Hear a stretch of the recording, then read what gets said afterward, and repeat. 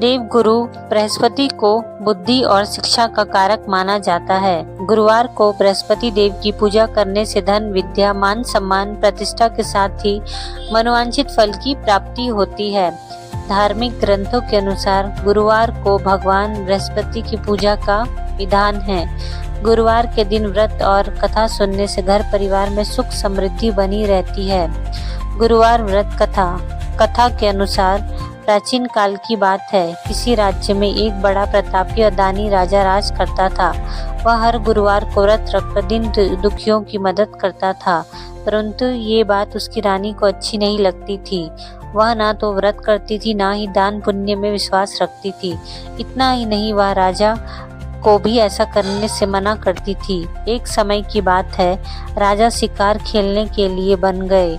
घर पर रानी और दासी थे। उस समय बृहस्पति देव साधु का रूप धारण करके राजा के दरवाजे पर भिक्षा मांगने आए। साधु ने जब रानी से भिक्षा मांगी तो वह कहने लगी, हे साधु महाराज, मैं इस दान और पुण्य से तंग आ गई हूँ। आप कोई ऐसा उपाय बताएं जिससे कि सारा धन नष्ट हो जाए और मैं आराम से रहूं। इतना सुनकर बृहस्पति देव ने कहा, देवी तुम बड़ी विचित्र हो।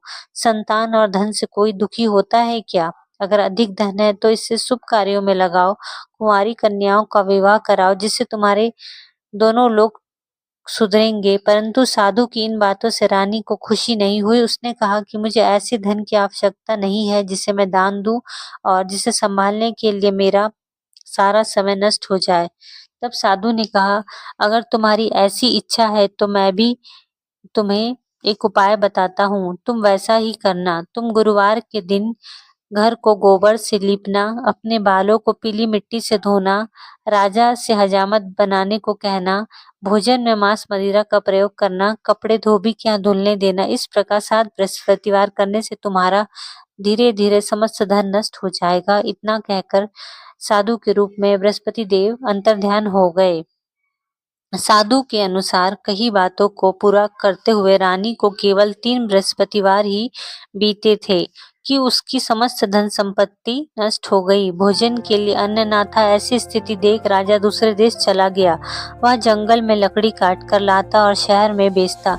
इस तरह वह अपना जीवन व्यतीत करने लगा। इधर राजा के परदेश जाते ही रानी और दासी दुखी रहने लगी।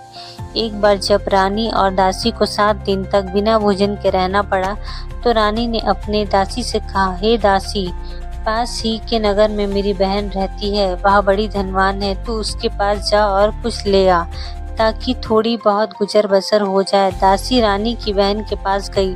उस दिन गुरुवार था और रानी की सारी बात बता दी। ये सुनकर रानी ने अपने भाग्य को कोसा। उधर रानी की बहन ने सोचा कि मेरी बहन की दासी आई थी, परंतु मैं उससे नहीं बोली, इससे वह बहुत दुखी हुई होगी। कथा सुनकर और पूजा समाप्त करके वह अपनी बहन के घर आई और कहने लगी, हे बहन, मैं बृहस्पतिवार का व्रत कर रही थी। तुम्हारी दासी मेरे घर आई थी, परंतु जब तक कथा होती है तब तक ना तो उठते हैं ना ही बोलते हैं, इसीलिए मैं नहीं बोली। बताओ दासी क्यों आई थी? तब रानी बोली, बहन, तुमसे मैं क्या छुपाऊं, हमारे घर में खाने तक को अनाज नहीं है। ऐसे कहते कहते रानी की आंख भर आई। उसने दासी समेत पिछले 7 दिनों से भूखे रहने की पूरी बात अपनी बहन को बता दी।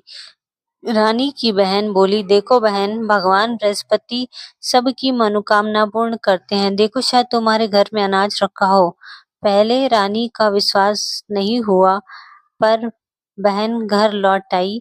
7 दिन के बाद जब गुरुवार आया तो रानी और दासी ने व्रत रखा। वह गुड़साल में जाकर चना और गुड़ लेकर आई, फिर उससे केले की जड़ तथा विष्णु भगवान की पूजा की।